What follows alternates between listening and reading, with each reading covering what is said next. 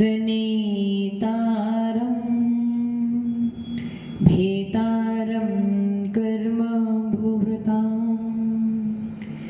ज्ञातारं विश्वतत्त्वानां वन्दे तद्गुणे लब्धे वन्दे तद्गुणे लब्धे वन्दे तद्गुणे लब्धे। जलो पंच परमेश्वर भगवान की, देवादिदेवादिनाथ भगवान की, अंतिम शासनपति महावीर स्वामी भगवान की, परम पूज्य गुरुदेव श्री आदि सागर महावीर विमल सागर सन्मति सागर जी महाराज की, परम पूज्य गुरुदेव श्री सुंदर सागर जी महाराज की द्वादशाम जिनवाणी माता की। आप सब खड़े होकर इस तरफ आ जाओ। एंगल सही नहीं है, आउट ऑफ एंगल जा रहे हैं।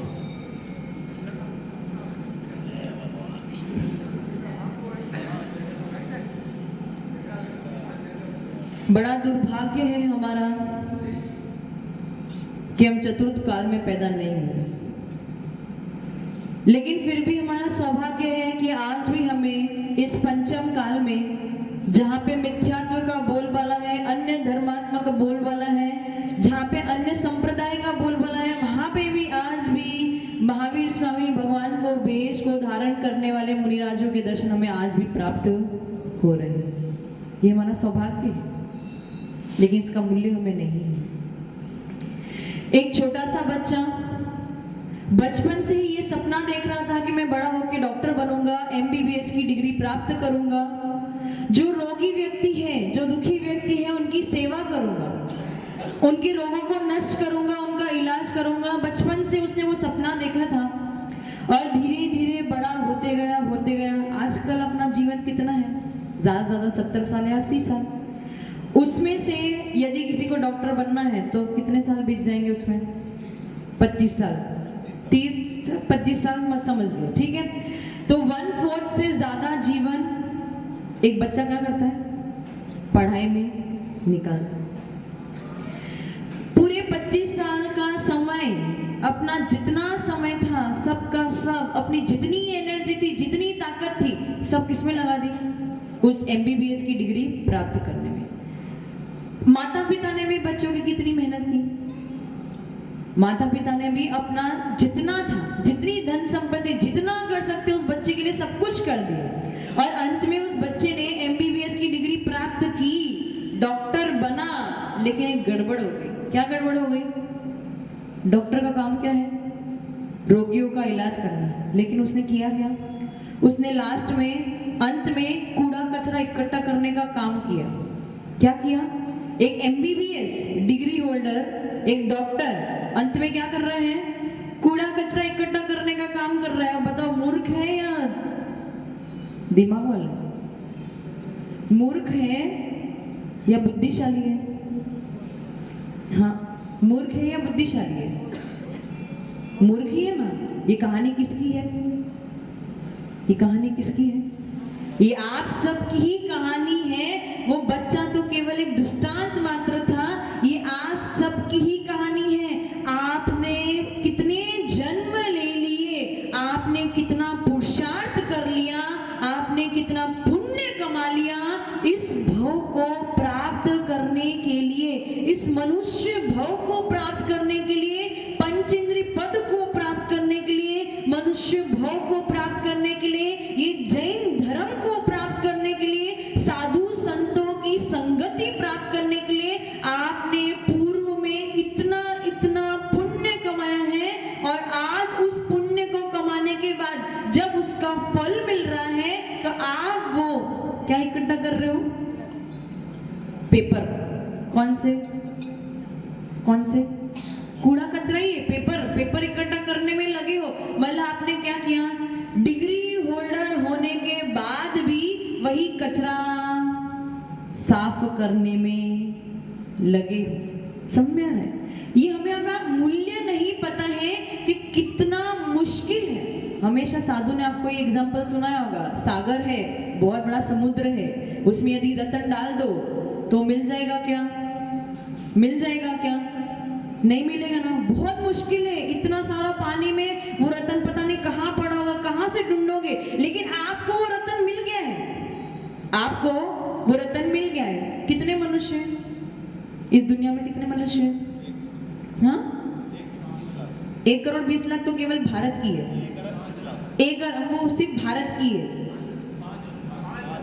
750 करोड़ इस दुनिया की जैन संख्या है, वो भी आप कितना मतलब जितना आप जानते हो। बाकी हमारे आचार्य भगवान कहते हैं कि 29 अंक प्रमाण मनुष्यों की संख्या है। कितनी है? एक ऐसा राशि है जिसमें कितनी संख्या है? 29 अंक है, इतनी मनुष्यों की राशि है। और उस इतनी मनुष्यों की राशि में हमारी जैनों की संख्या कितनी है? बहुत कम है। जैन धर्म को मानने वाले कितने हैं? बहुत कम है। अब हम जैन धर्म कहते हैं, धर्म क्या होता है? वस्तु का जो स्वभाव है वो धर्म है। पानी का स्वभाव क्या है? शीतलता। पानी ठंडा हो तो भी शीतलता देता है, और गर्म पानी पियो तो गर्मी देगा। क्या करेगा? वो अपना स्वभाव छोड़ता नहीं है, गर्म हो जाएगा लेकिन स्वभाव। तो हमारा जो स्वभाव है, हमारा स्वभाव क्या है भैया? आपका स्वभाव क्या है? स्वभाव क्या है? गुस्सा करना, द्वेष करना, राग करना, पैसा कमाना, संसार पालन करना, ये सब आपका स्वभाव है क्या? ये हमारा स्वभाव नहीं है। आत्मा का स्वभाव दो ही चीज है, क्या?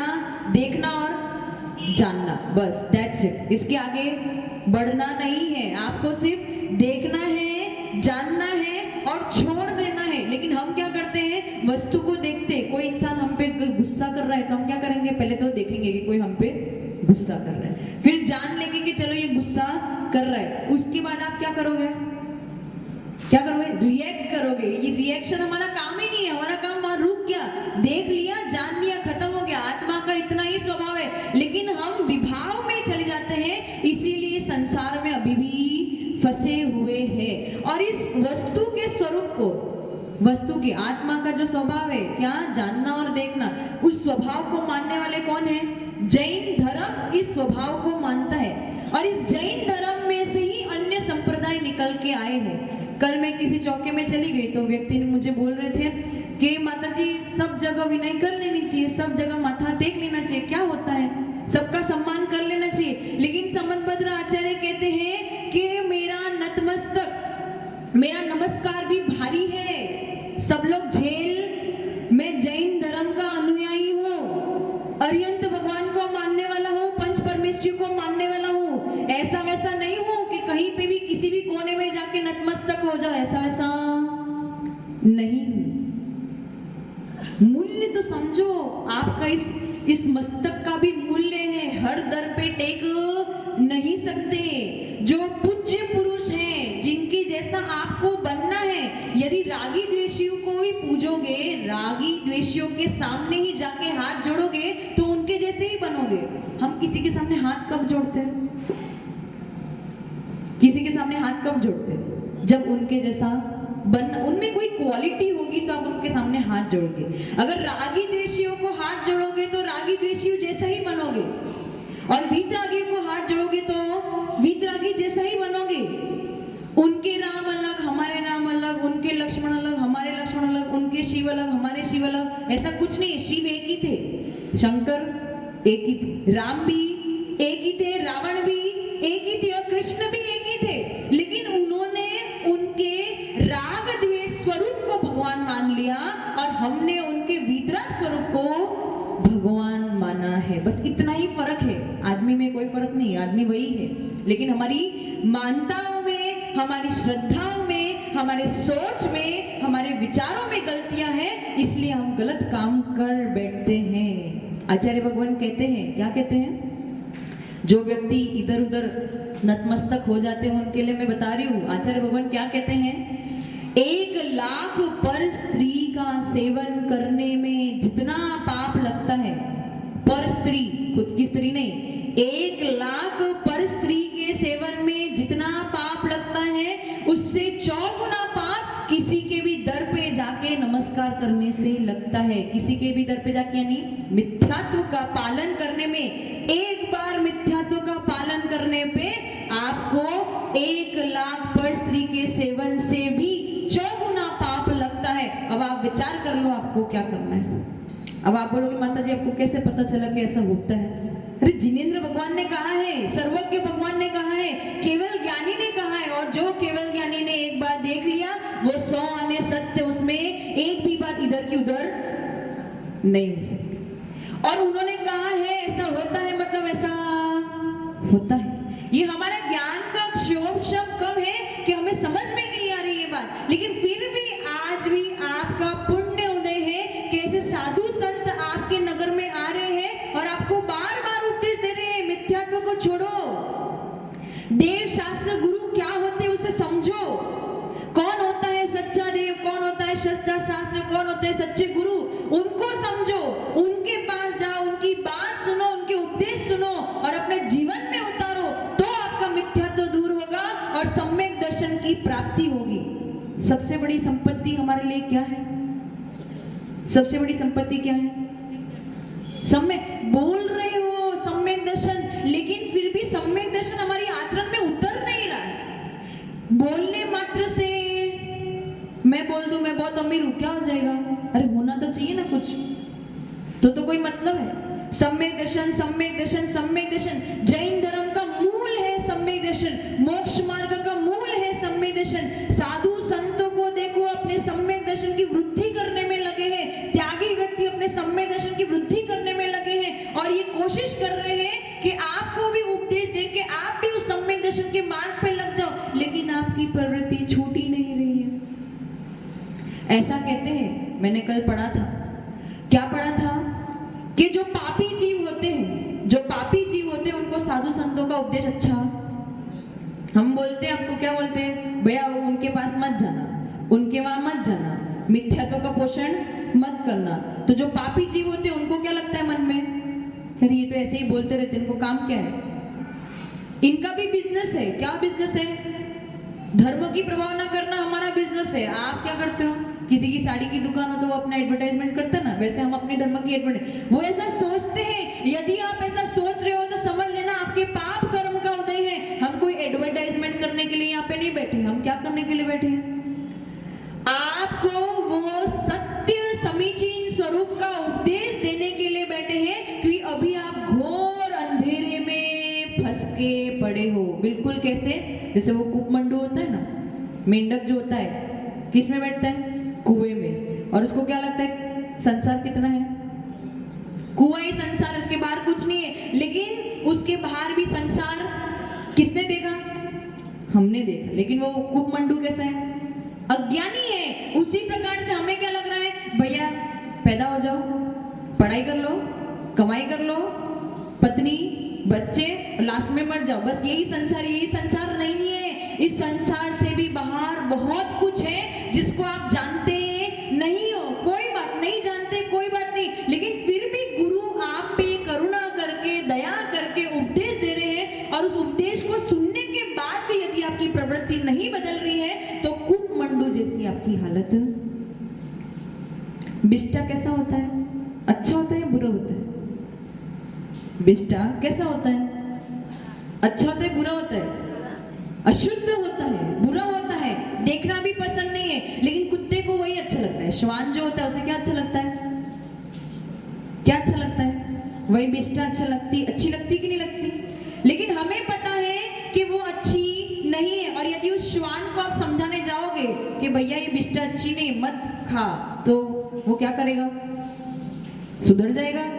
तो ऐसी ही परिणति हमारी नहीं होनी चाहिए। हम मनुष्य हैं, हमारा ये पुण्य है कि ये मनुष्य भाव मिला है, ये जैन धर्म मिला है। जैन धर्म तो बहुत लोगों को मिल गया, लेकिन साधु संत के पास आने का उनके पास फुर्सत। और साधु संत के अलावा इस पंचम काल में आपको अर्यंत मिलने वाले नहीं है। आचार्य, उपाध्याय और सर्वसाधु, ये तीन ही मिलने वाले हैं। ठीक है, इस पंचम काल में आपको साधु संत मिल रहे हैं, लेकिन फिर भी ऐसे लोग हैं जो अपने घर पे बैठे हैं, उनको उपदेश सुनने का समय।